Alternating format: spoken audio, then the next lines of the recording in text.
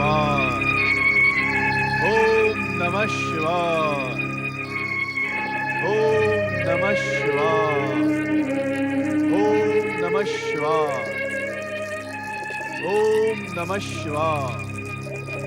ओम नमः शिवाय। प्रणाम गुरुदेव। दैत्य गुरु, इस आश्रम में बहुत समय व्यतीत हो चुका है। अब आप सब आचार विचार छोड़कर मुझे आदेश दें कि मुझे करना क्या है। इतने अधीर मत बनो दुर्गम। गुरुदेव, जीवन के इतने वर्ष मैंने गहन निद्रा में व्यतीत कर दिए हैं। अब अधीर न बनूं तो क्या करूं? जब भी जागृत हुए तभी भोर। अब मैं पूर्ण रूप से जागृत हो चुका हूं गुरुदेव, और मेरी आयु भी तरुणाई छोड़ प्रचंड युवक का रूप धारण कर चुकी है। तो सुनो दुर्गम,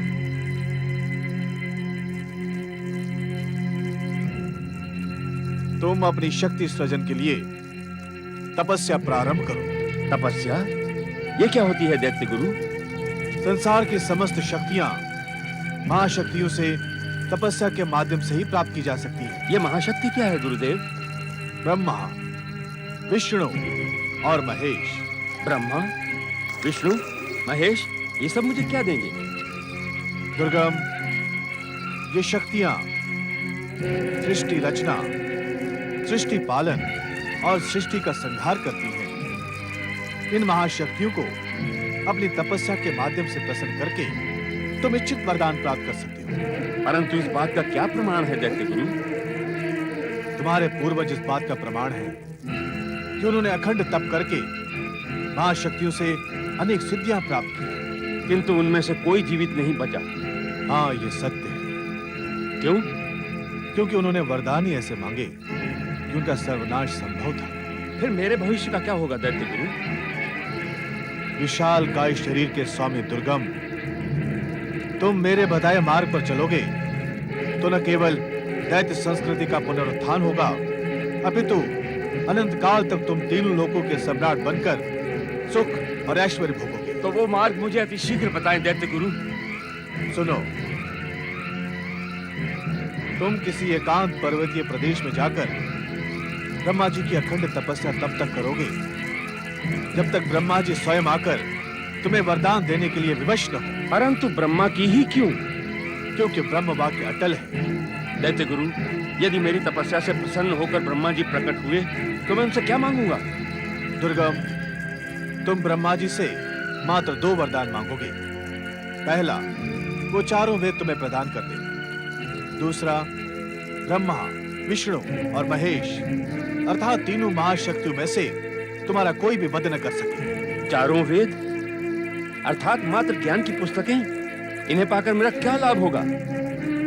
दैत्य गुरु, क्यों न मैं उनसे अमरता और अतुल बल का वरदान मांगूं? दुर्गम,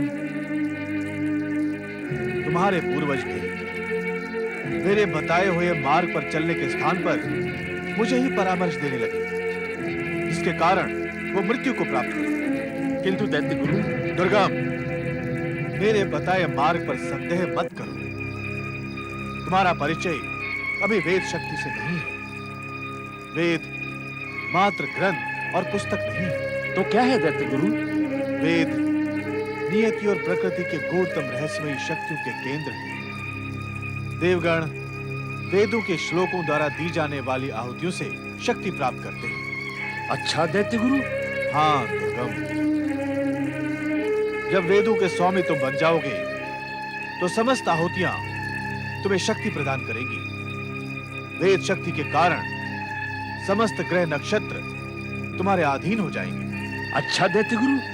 हाँ दुर्गम, तुम्हारी इच्छा से समस्त ब्रह्मांड को क्रियाशील बनाए रखने वाला ज्ञान का प्रकाश अज्ञान के अंधकार में परिवर्तित हो जाएगा। तब समस्त ब्रह्मांड तुम्हारे सम्मुख विवश हो जाएगा। हाँ दैत्य गुरु, मैं ब्रह्मा को अपने तपोबल से चारों वेद देने पर विवश कर दूंगा। मैं जानता हूं दुर्गम, ब्रह्मा जी तुम्हें इतनी सरलता से वेद प्रदान नहीं करेंगे। तब मुझे क्या करना होगा? एक तो अपने इच्छित वरदान को प्राप्त करने के लिए अटल रहना, उनके किसी भी प्रस्ताव को स्वीकार नहीं करना। और दूसरा? दूसरा, तुम अपने तपोबल से अग्नि प्रज्वलित करो जिसकी ज्वाला से समस्त ब्रह्मांड तुम्हारी चर्चा करे। इससे क्या होगा दैत्य गुरु? तुम्हारी चर्चा शीघ्र ही महाशक्तियों तक पहुंचेगी और महाशक्तियां अपने भक्तों और पीड़ितों की रक्षा हेतु शीघ्र प्रकट हो जाती है। कहीं इससे उनकी क्रोधाग्नि ना भड़क उठे। उससे तुम्हें कोई हानि नहीं होगी दुर्गम। क्यों? क्योंकि तपस्यारत व्यक्ति का संहार न करने का निर्देश वेद ही देते हैं और महाशक्तियां वेदों के ज्ञान का उल्लंघन नहीं करते। ठीक है दैत्य गुरु, अब मैं आपके बताए दोनों वरदान लेकर ही वापस आऊंगा। ठहरो दुर्गम, तुम्हारा आत्मविश्वास मुझे ये विश्वास दिला रहा है कि तुम अपने अनुष्ठान में सफल होगे। चारों वेदों को प्राप्त करने के लिए ब्रह्मा की भांति तुम्हें 4 हाथों की आवश्यकता होगी। मैं अपनी सिद्ध मंत्र शक्ति से तुम्हें 2 और हाथ प्रदान करता हूं। ओम नमः शिवाय।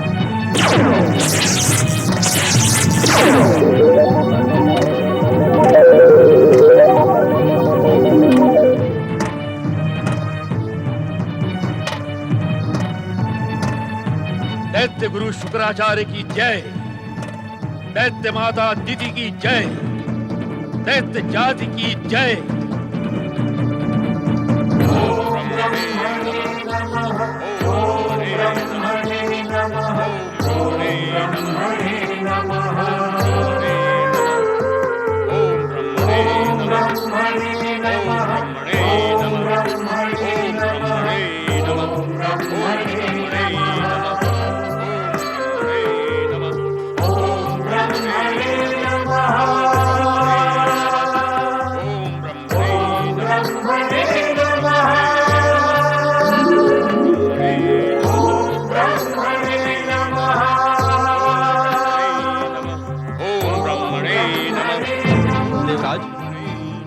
आप भी वही देख रहे हैं जो मैं देख रहा हूँ? हाँ वरुण देव, मैं भी इस दुर्गम की 4 भुजाएं देख रहा हूँ।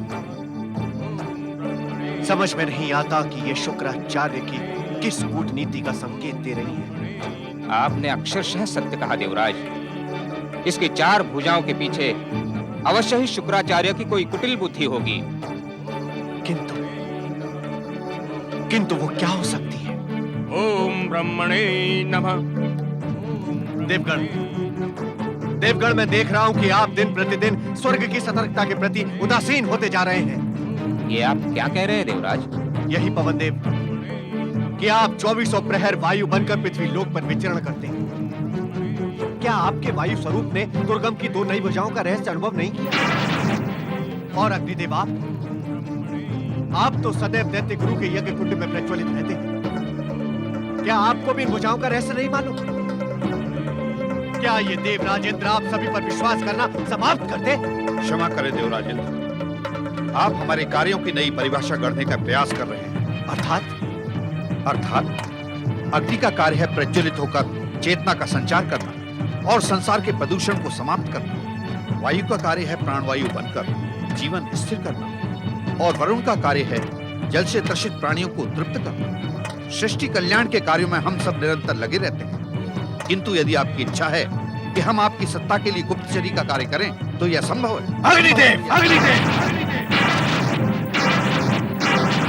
अग्निदेव, आपका स्वभाव उग्र है, किंतु आपको यह सदैव स्मरण रखना होगा कि आप किसके सम्मुख खड़े हैं। मैं उस मर्यादा का सम्मान सदैव करता हूं देवराज, किंतु आपकी हमसे अपेक्षा जब स्तर से नीचे गिर जाती है तो हम विवश हो जाते हैं। क्षमा करें देवराज, इस विषय को यहीं पर विराम देकर महाशक्तिशाली दुर्गम की नई 2 भुजाओं पर विचार करें तो उचित होगा। आप संभवतः ठीक ही कह रहे हैं। यदि देवर्षि नारद यहाँ होते तो हमारी समस्या का समाधान अवश्य ही हो जाता। निस्संदेह देवर्षि नारद के समक्ष यह रहस्य नहीं रह गया होगा। देवगण, हमें तो एक ही विकल्प दिखाई पड़ता है। कौन सा विकल्प देवराज? हमें परमपिता ब्रह्मा जी के पास चलकर इन 2 नई भुजाओं के रहस्य को पूछना होगा। हमारी समस्या का समाधान वे ही करेंगे।